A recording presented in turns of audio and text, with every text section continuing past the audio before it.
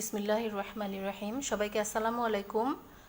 আমি ফারিয়া হক, প্রভাষক, গার্হস্থ্য অর্থনীতি বিভাগ, নারায়ণগঞ্জ সরকারি মহিলা কলেজ, নারায়ণগঞ্জ। আমার অনলাইন চতুর্থ ক্লাসে সবাইকে স্বাগতম। ঈদ পরবর্তী শুভেচ্ছা জানিয়ে শুরু করছি আমার আজকের ক্লাস। আমরা আজকে ভিটামিন সম্পর্কে জানব। স্নেহের শিক্ষার্থীরা, তোমরা নিশ্চয়ই জানো যে ভিটামিন আমাদের রোগ প্রতিরোধ ক্ষমতা বাড়ায়, আমাদের ইমিউন সিস্টেমকে বুস্ট আপ করে এবং আমাদেরকে রোগের সংক্রমণের যে সম্ভাবনাটা থাকে সেটাকে কমিয়ে আমাদের রোগ প্রতিরোধ ক্ষমতাটাকে বাড়িয়ে দেয়। তো এই মহামারীর সময়, এই প্যান্ডেমিক পিরিয়ডে আমরা যদি একটু ভিটামিন এবং মিনারেলস যুক্ত খাবার আমাদের খাদ্য তালিকাতে বেশি করে রাখি, তাহলে আমরা অন্তত কিছুটা হলেও রোগের প্রকোপ থেকে দূরে থাকতে পারবো। আর আল্লাহ না করুন যদি কোনোভাবে সংক্রমণ হয়েই যায়, তবুও যদি আমাদের রোগ প্রতিরোধ ক্ষমতা ভালো থাকে, শক্তিশালী থাকে, তাহলে আমাদের ক্ষতির যে সম্ভাবনাটা সেটা অনেকাংশে কমে যাবে। আর সব কিছু আসলে সৃষ্টিকর্তার উপর নির্ভর করে আমাদের চূড়ান্ত ফয়সালা। কিন্তু তারপরেও আমাদের ধর্ম অনুযায়ী এবং আমাদের হাদিস অনুযায়ী কিন্তু চেষ্টা করতে বলা হয়েছে। সুতরাং আমরা যে সম্ভাব্য উপায়গুলো থাকবে সেগুলোতে আমরা অবশ্যই চেষ্টা করব, আমরা ধৈর্য ধারণ করব, আমরা দোয়া করব সৃষ্টিকর্তার কাছে, এবং আমাদের হাতে যে উপায়গুলো আছে সেগুলো আমরা কিন্তু স্বাস্থ্যবিধি সম্পূর্ণরূপে মেনে চলার চেষ্টা করব। এবং বারবার হাত ধোবো বা যে কথাগুলো বলা হয়েছে, সামাজিক দূরত্ব বজায় রাখা, এ ধরনের যে নিয়মগুলো সেগুলো তো অবশ্যই মানব। পাশাপাশি আমাদেরকে কিন্তু আমাদের খাদ্য তালিকায় আমাদের ভিটামিন মিনারেলস যুক্ত খাবারগুলো বেশি পরিমাণে রাখতে হবে। তো শিক্ষার্থীরা, চলো আমরা আজকে একটু ভিটামিন সম্পর্কে আমাদের লেসনগুলো দেখে নিই।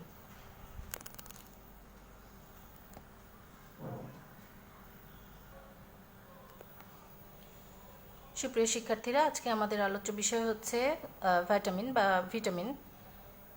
ভিটামিন হচ্ছে এমন এক প্রকার জৈব রাসায়নিক পদার্থ যা খাদ্যে থাকে অত্যন্ত সামান্য পরিমাণে, অর্থাৎ খাদ্যের মধ্যে খুব সামান্য পরিমাণে এটা উপস্থিত থাকে, কিন্তু প্রাণীদেহের স্বাভাবিক বৃদ্ধি এবং শরীর সুস্থ রাখার জন্য এটা খুবই অপরিহার্য এবং গুরুত্বপূর্ণ। তো সেজন্য এটা খুব অল্প পরিমাণে হলেও আমাদের জন্য অত্যন্ত গুরুত্ব বহন করে।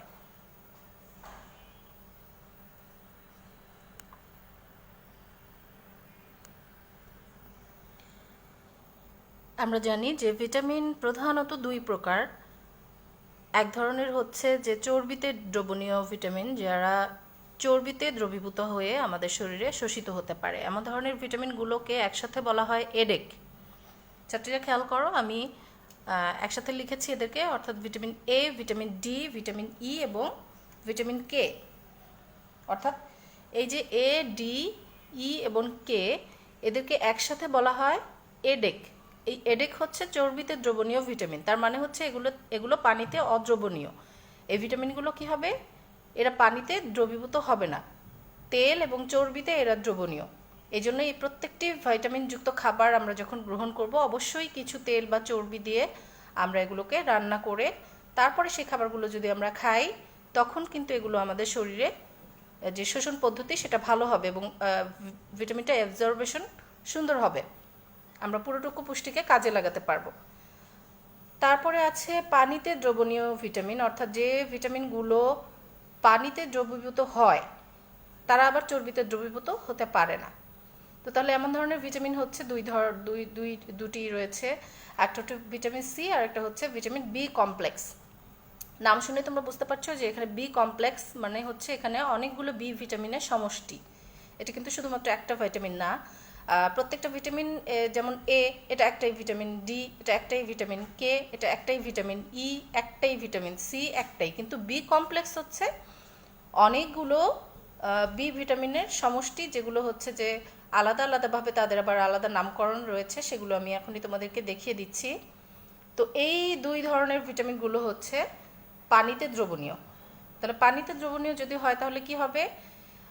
এগুলো পানির সাথে দ্রবীভূত হয়ে আমাদের শরীরে চলে আসে এবং পানির সাথেই কিন্তু শরীর থেকে বের হয়ে যায়। অর্থাৎ আমাদের যে ইউরিন পাস হয়, যেটা সেই ইউরিনের সাহায্যে কিন্তু ভিটামিন বি এবং ভিটামিন সি এরা শরীর থেকে বের হয়ে যায়। ফলে এই ভিটামিনগুলো কিন্তু শরীরে জমা থাকে না, এই জন্য বলা হয় যে প্রতিদিন ভিটামিন সি খেতে। এবং ভিটামিন বি এবং সি দুইটাই কিন্তু একই জিনিস। সেটা হচ্ছে যে এরা এদের কমন বৈশিষ্ট্য একটা, সেটা হচ্ছে যে পানিতে দ্রবণীয় এবং এটা শরীরে কিন্তু জমা থাকতে পারে না। তো যেহেতু জমা থাকে না, সেহেতু এগুলো আমাদেরকে রেগুলার গ্রহণ করতে হয়। কিন্তু এই যে এ, ডি, ই এবং কে, এরা যেহেতু পানিতে দ্রবণীয় নয়, তাই এরা কিন্তু শরীর থেকে বের হয়ে যায় না। অর্থাৎ শরীরের যে চর্বি থাকে সেটার সাথে মিশে শরীরে অ্যাডিপোজ ফ্যাট টিস্যু বা অন্যান্য যে ফ্যাট টিস্যু যেগুলোতে থাকে সেগুলোতে কিন্তু এগুলো জমা থাকে। তো এই জন্যই এই এডেক বা এই ধরনের যে ভিটামিন, এগুলোর অভাব শরীরে কিন্তু ধীরে ধীরে দেখা দেয়, সচরাচর খুব সহজে দেখা দেয় না। কিন্তু ভিটামিন বি কমপ্লেক্স এবং ভিটামিন সি, এটা কিন্তু খুব দ্রুত এগুলোর যে ভিটামিনের অভাবজনিত যে লক্ষণগুলো আছে দেখা যায়। কারণ হচ্ছে যে এরা শরীরে জমা থাকতে পারে না, তাই রেগুলার কনজামশন যদি না হয় সেক্ষেত্রে কিন্তু এগুলোর অভাব এবং এগুলোর অভাবজনিত যে রোগ লক্ষণগুলো আছে সেগুলো খুব দ্রুত দেখা দিতে পারে। আর বিশেষ করে ভিটামিন সি তো রোগ প্রতিরোধ ক্ষমতা বৃদ্ধির জন্য, আমাদের ইমিউন সিস্টেম যেটা প্রতিরোধ ক্ষমতা সেটাকে আরও এনহ্যান্স করার জন্য, আরও স্ট্রং করার জন্য এটা খুবই গুরুত্বপূর্ণ। এই জন্য বলা হচ্ছে যে কোভিড-19-এর সময় আমরা সবাই প্রতিদিন বেশি করে ভিটামিন সি খাবো। তো সি জাতীয় খাবার যে উৎসগুলো আছে সেগুলো আমরা প্রতিদিন বেশি করে খাওয়ার চেষ্টা করব। অন্তত সকালে একটু, দুপুরে একটু, বিকালে একটু বা রাতে একটু, 3 বেলাই আমাদেরকে কিন্তু চেষ্টা করতে হবে অন্তত কিছু না কিছু ভিটামিন সি জাতীয় খাবার আমাদের গ্রহণ করার জন্য।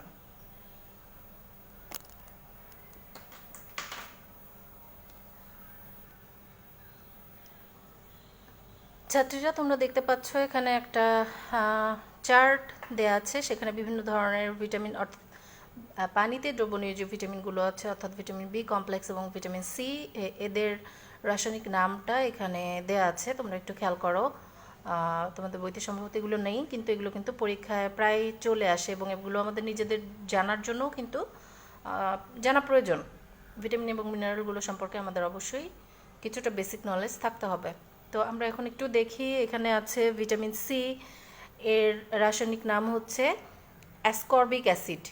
ভিটামিন সি, এটার রাসায়নিক নাম হচ্ছে অ্যাসকর্বিক অ্যাসিড। তারপরে দেখো ভিটামিন বি ওয়ানের রাসায়নিক নাম হচ্ছে থায়ামিন।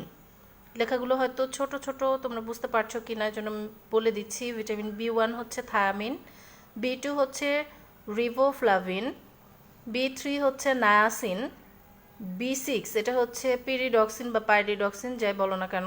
তারপরে আছে ফলিক অ্যাসিড, এটাকে আসলে ফলিক অ্যাসিড নামেই ডাকা হয়। আরেকটা আছে, সেটা হচ্ছে বি12, এটা কিন্তু কোবালামিন বলা হচ্ছে। এই বি12 ভিটামিনটা কিন্তু আমাদের রক্ত স্বল্পতার জন্য, রক্ত স্বল্পতা থেকে রোধ করার জন্য খুব গুরুত্বপূর্ণ। এখানে আয়রনের সাথে এই ফলিক অ্যাসিডটা খুব প্রয়োজন হয়। আয়রনের সাথে ভিটামিন বি12 অর্থাৎ কোবালামিন এটাও প্রয়োজন হয়, সেই সাথে কিন্তু ফলিক অ্যাসিডও প্রয়োজন হয়। তো এই হচ্ছে ভিটামিন বি এবং সি গ্রুপের সদস্যদের যে নাম সেগুলো।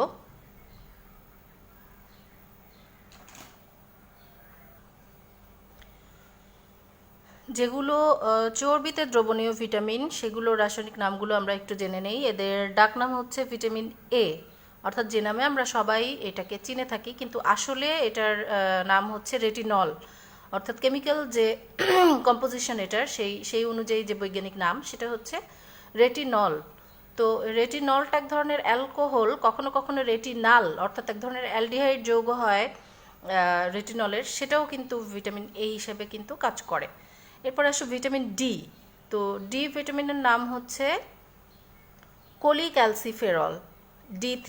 এটাকে বলা হচ্ছে যে ডি3 বা কোলিক্যালসিফেরল, যেটা আমরা আসলে সূর্যের আলট্রাভায়োলেট রে থেকে আমাদের চামড়ার নিচে যে কোলেস্টেরল থাকে সেটার সাথে কেমিক্যাল রিয়াকশনের মাধ্যমে আমরা খুব সহজেই পেয়ে থাকি। আরেকটা হচ্ছে ভিটামিন ই, ইটা হচ্ছে টোকোফেরল, বিশেষ করে আলফা টোকোফেরল, এটাও কিন্তু আমাদের জন্য খুবই গুরুত্বপূর্ণ। তারপরে আছে ভিটামিন কে, এর নাম হচ্ছে মেনাডাউন। তো এই ছিল আমাদের ভিটামিনসগুলোর যে বৈজ্ঞানিক নাম সেগুলো। এরপরে আমি চলে যাচ্ছি আমাদের যে স্নেহে দ্রবণীয় বা চর্বিতে দ্রবণীয় যে ভিটামিন এই গ্রুপ, এই সম্পূর্ণ গ্রুপের মধ্যে প্রথম সদস্য তার নাম হচ্ছে রেটিনল এবং ভিটামিন এ। তো এই রেটিনল বা ভিটামিন এ এই সম্পর্কে আমরা একটু আলোচনা করব। ডিয়ার স্টুডেন্টস, তোমরা একটা ছবি দেখতে পাচ্ছ, এখানে একটা স্ট্রাকচার, কেমিক্যাল স্ট্রাকচার দেখা যাচ্ছে। এটা হচ্ছে ভিটামিন এ এর চেহারা বা এর যে স্ট্রাকচার সেটা এখানে দেখতে পাচ্ছ। এটার নাম হচ্ছে রেটিনল। তো রেটিনল, প্রথমটা হচ্ছে রেটিনল, তারপরে যেটা দেখা যাচ্ছে সেটা হচ্ছে রেটিনাল এবং রেটিনোইক অ্যাসিড। এই তিনটাই আসলে ভিটামিন এ হিসেবে কাজ করে থাকে। তো প্রথম যে স্ট্রাকচারটা তোমরা দেখতে পাচ্ছ, অর্থাৎ সিএইচ দিয়ে, এটাকে আসলে সরলভাবে সাংকেতিকভাবে এভাবে প্রকাশ করা হয়। আর এই যে CH2OH, এটাই হচ্ছে এর যে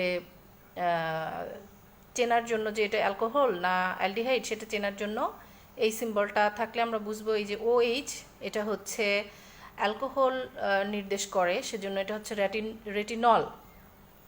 আর এইটুকু স্ট্রাকচারকে আসলে এইভাবে দেখানো হয়েছে।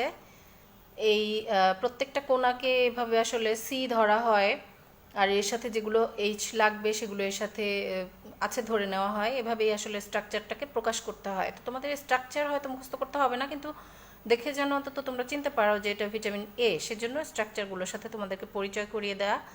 তো এটা হচ্ছে সরল স্ট্রাকচার দেখানো হয় এভাবে, এবং এটা হচ্ছে CHO অর্থাৎ রেটিনাল, এটা হচ্ছে অ্যালডিহাইড গ্রুপের। তো যাই হোক, এই তিনটাই হচ্ছে আসলে ভিটামিন এ। তো স্নেহে দ্রবণীয় ভিটামিনের মধ্যে আসলে ভিটামিন এডেক যে চারটা রয়েছে তার মধ্যে সর্বপ্রথম আবিষ্কার হয় কিন্তু ভিটামিন এ। তো এটা উচ্চ আণবিক ওজন সম্পন্ন এক ধরনের জৈব অ্যালকোহল যা পানিতে অদ্রবণীয়। মেয়েরা খেয়াল রাখবে, চর্বিতে দ্রবণীয় যতগুলো ভিটামিন আছে সেগুলো সবই কিন্তু পানিতে অদ্রবণীয়। আবার পানিতে দ্রবণীয় যতগুলো ভিটামিন আছে সেগুলো সবই কিন্তু চর্বিতে অদ্রবণীয়। অনেক সময় এদের মধ্যে পার্থক্য চলে আসে, অনেক সময় চর্বিতে দ্রবণীয় এবং পানিতে দ্রবণীয় ভিটামিনগুলোর নাম আসে, এদের বৈশিষ্ট্য আসে। তো সেখানে কিন্তু আমরা এগুলো একটু মনে রাখার চেষ্টা করব। তো ভিটামিন এ এর উৎস যেগুলো আছে সেগুলো আমি একটা স্লাইড দেওয়ার চেষ্টা করব। আসলে ভিডিওর সাথে কিভাবে স্লাইড অ্যাড করতে হয় আমার জানা নেই, সেজন্য উৎসগুলো সম্পর্কিত যে স্লাইড সেগুলো আমি আলাদা স্ক্রিনশট নিয়ে তোমাদেরকে এই ওয়েবসাইটে পাঠাবো, এখানেই এই অ্যাড্রেসে আর কি সেন্ড করব।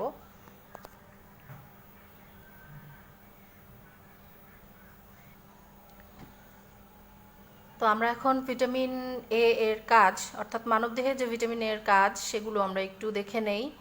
এক নম্বর কাজে তোমরা দেখতে পাচ্ছ যে দেহের সামগ্রিক বৃদ্ধিতে এটা সাহায্য করে থাকে, অর্থাৎ আমাদের যে দৈহিক বৃদ্ধি সেখানে ভিটামিন এ অপরিহার্য। ভিটামিন এ ছাড়া কিন্তু বিপাক ক্রিয়া সম্পন্ন হয় না।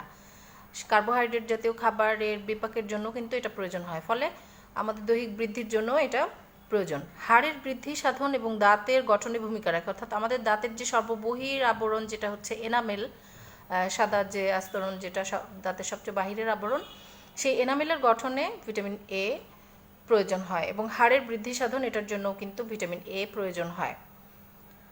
এটি দেহের আবরণী কলার গঠনে এবং রক্ষণাবেক্ষণে গুরুত্বপূর্ণ ভূমিকা রাখে, অর্থাৎ আমাদের দেহের যে আবরণী কলা যেগুলো আছে সেগুলোর কিন্তু গঠন এবং রক্ষণাবেক্ষণে এটি খুব গুরুত্বপূর্ণ ভূমিকা রেখে থাকে। চোখের যাবতীয় রোগ থেকে ভিটামিন এ আমাদেরকে রক্ষা করে। এটি জেরপ্থ্যালমিয়া প্রতিরোধ করে, তাই এই ভিটামিনকে বলা হয় অ্যান্টি জেরপ্থ্যালমিক ভিটামিন। চোখের কয়েকটি রোগ আছে আমরা জানি, সেগুলো রাতকানা, জেরপ্থ্যালমিয়া, বিটর্স স্পট। তো এই সমস্ত রোগ প্রতিরোধের জন্য ভিটামিন এ অপরিহার্য। এই সমস্ত রোগগুলো আসলে ভিটামিন এর অভাবে হয়ে থাকে। তো এই জন্য একে ভিটামিন এটাকে বলা হচ্ছে অ্যান্টি জেরপ্থ্যালমিক ভিটামিন, অর্থাৎ এই রোগটাকে সে প্রতিরোধ করতে পারে, তাই বলা হচ্ছে যে অ্যান্টি জেরপ্থ্যালমিক ভিটামিন।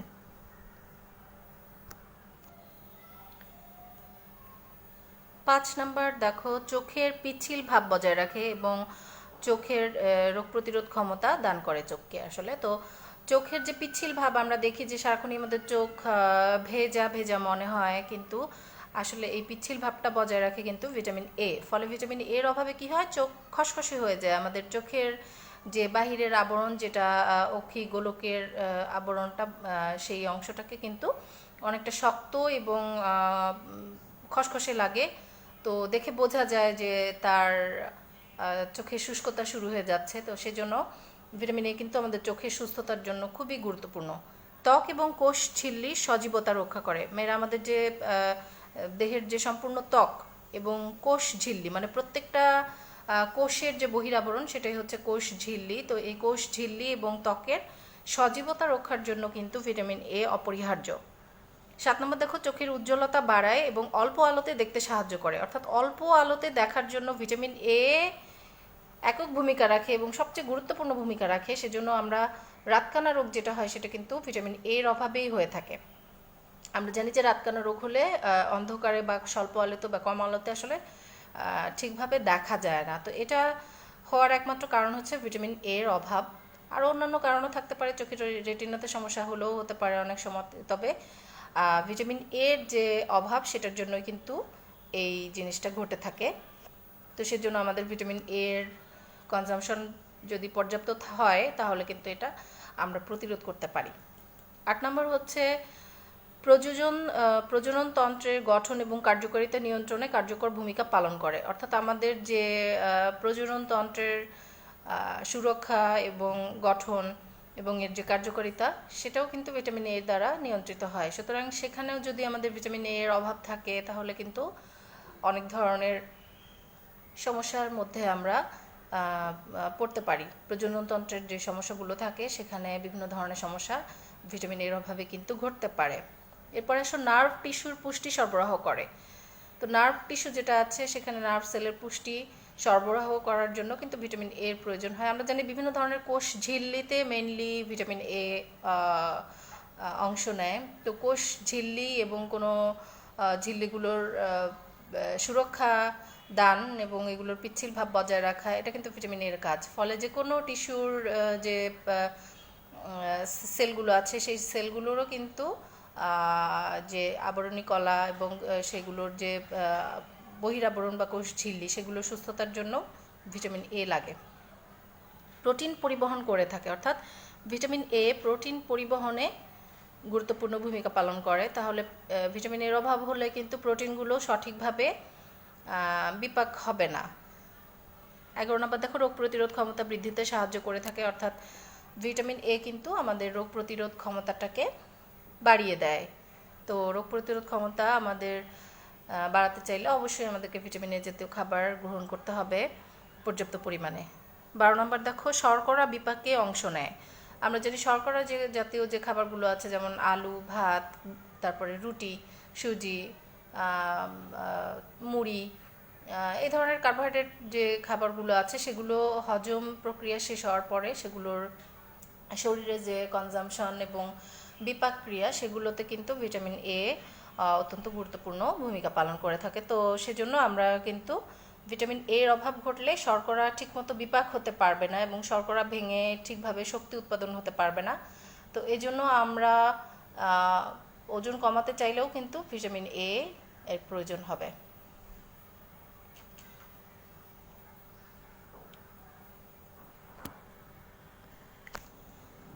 তো প্রিয় শিক্ষার্থীরা, আজকে এই পর্যন্তই। আগামী ক্লাসে আবার তোমাদের সাথে অন্য কোনো টপিক নিয়ে হাজির হয়ে যাব। সে পর্যন্ত তোমরা সবাই সুস্থ থাকো। আর একটা কথা, সব কিছু খুলে দেওয়া হয়েছে আজকে থেকে, 31শে মে থেকে সব কিছু খুলে যাচ্ছে। তো সব গণপরিবহনও হয়তো চলছে সীমিত আকারে এবং অফিস আদালত খোলা থাকছে। তো এই সময়টা আমাদের জন্য আরও বেশি ঝুঁকিপূর্ণ। তোমাদের কাছে আমার অনুরোধ রইল, তোমরা যথাসম্ভব নিজেদেরকে প্রোটেকশন নেওয়ার চেষ্টা করবে। খুব গুরুত্বপূর্ণ কাজ ছাড়া বাহিরে আমরা যাব না এবং ঘরে থাকব। আর ঘরের থেকেও স্বাস্থ্যবিধিগুলো কিন্তু আমরা মেনে চলবো। বাইরে থেকে যে আসবে তাকে সরাসরি আগে বাথরুমে ঢুকিয়ে দিয়ে সে সম্পূর্ণ গোসল করে বের হওয়ার আগ পর্যন্ত তাকে আমরা কোনো কিছু টাচ করতে দিব না। আর নিজেরাও বারবার সাবান দিয়ে হাত ধুতে থাকবো। বাসায় যে ছোট সদস্য এবং বয়স্ক সদস্য আছে অবশ্যই তাদের খেয়াল রাখার চেষ্টা করব। আর এটা যেহেতু হাত থেকে ছড়ায় সব জায়গায়, তো আমরা হাতটা যাতে সবসময় একটু পরপর ধুই, সেটা যেন আমাদের ভুল না হয়, এগুলো যেন আমরা একটু খেয়াল করি। তো ঠিক আছে, সবাইকে আল্লাহ হাফেজ, সবাই ভালো থাকো।